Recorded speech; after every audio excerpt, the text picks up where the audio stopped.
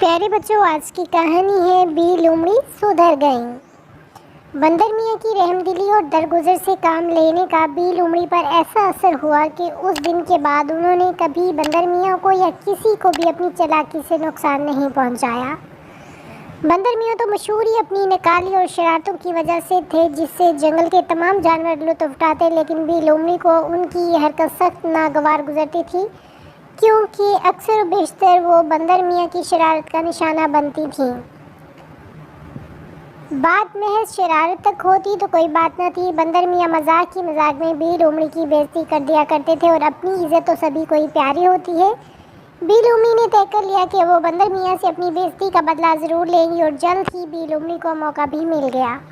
ہوا یوں کہ بی لومڑی کو سخت بھوک لگ رہی تھی۔ اس نے چٹپٹی چاٹ بنائی، جیسے ندیدوں کی طرح جلدی جلدی کھا رہی تھیں اور اپنی انگلیاں چاٹ رہی تھیں تو پیالہ زبان سے چاٹنے لگے۔ بندر میاں جو اتفاقاً وہاں آ نکلے تھے، بڑے اشتیاق سے بی لومڑی کی ندیدی حرکتیں دیکھ رہے تھے، اور وہ اس سے بے خبر مزے سے چٹخارے لیتی جا رہی تھی اور کہتی جا رہی تھی، واہ مزہ آ گیا، کیا چاٹ بنائی ہے میں نے، واہ بی لومڑی واہ۔ بندر میاں اس وقت تو خاموش تماشائی بنے بیٹھے رہے، لیکن کچھ ہی دیر بعد انہوں نے سارے جانوروں کو جمع کیا اور بی لومڑی کی وہ نقل اتاری کہ ہنستے ہنستے سب کا برا حال ہو گیا۔ دل ہی دل میں بی لومڑی بھی بندر میاں کی فنکاری کا اعتراف کر رہی تھی، لیکن بھرے مجمع میں اپنی بےعزتی انہیں بہت کھل رہی تھی۔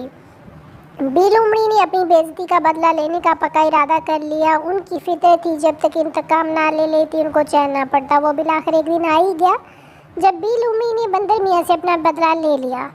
اس روز موسم سخت گرم تھا، دھوپ بھی بہت تیز تھی۔ بندر میاں گرمی سے نڈھال برگد کے سائے میں مزے سے سو رہے تھے۔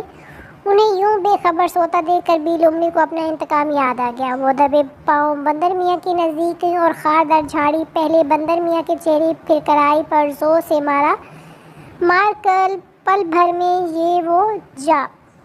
بی لومڑی اپنی چالاکی کی وجہ سے مشہور تھیں۔ اب یہ سوچ کے وہ بہت خوش تھی کہ میں نے اپنا کام کر دکھایا اور کسی کو کانو کان خبر نہیں ہوئی، لیکن یہ ان کی بھول تھی، کیونکہ بی لومڑی کے ستائے ہوئے ریچھ ماما اور پتر خالہ نے بی لومڑی کی یہ حرکت اپنی آنکھوں سے دیکھ لی تھی۔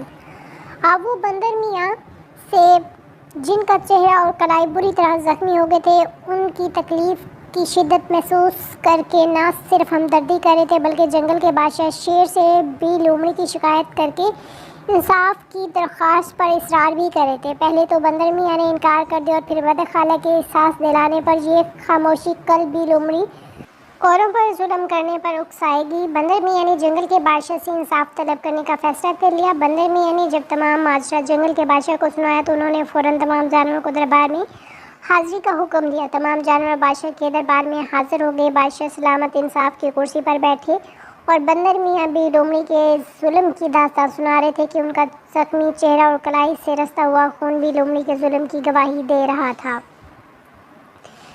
پتر خالہ اور ریچھ ماما نے بھی بی لومڑی کے خلاف حلفاً گواہی دی تھی۔ تمام جانور بی لومڑی کو لعنت ملامت کر رہے تھے۔ پہلے تو وہ انکار کرتی گئی، لیکن بندر میاں نے ثبوت پیش کر دیے۔ کوئی رائے فرار نہ پا کر بالآخر لومڑی نے ایک بار جرم کر ہی لیا۔